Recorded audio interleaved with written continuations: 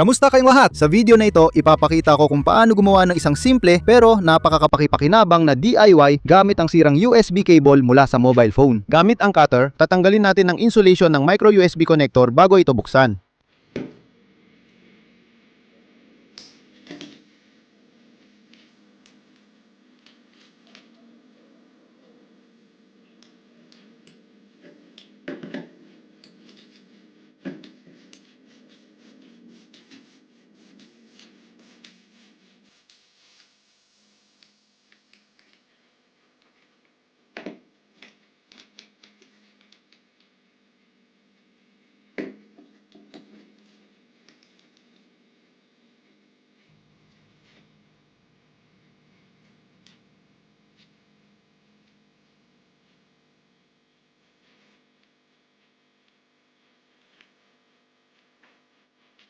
Gamit ang sipit, tutupiin ang metal na balot at aalisin ang mga kontak.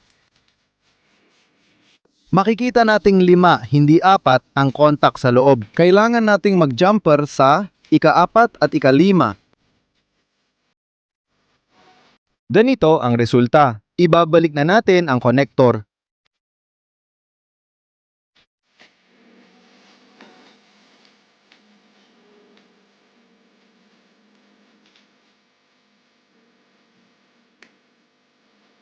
Kumuha pa tayo ng kawad na may micro USB connector at tanggalin ang insulation. Tanggalin ang dalawang kawad, iwan lang ang plus at minus, puti at pula. Ngayon, ihinang natin ang mga ito sa inayos nating connector.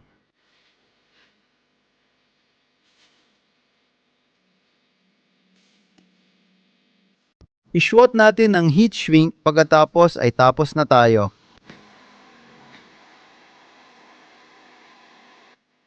Ngayon, panurin kung paano ito gumagana.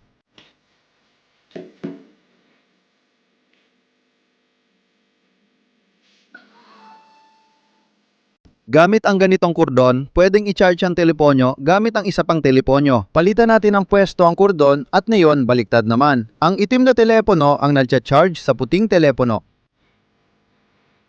Pwede mo ring i-charge ang ibang gadget, halimbawa mga headphone.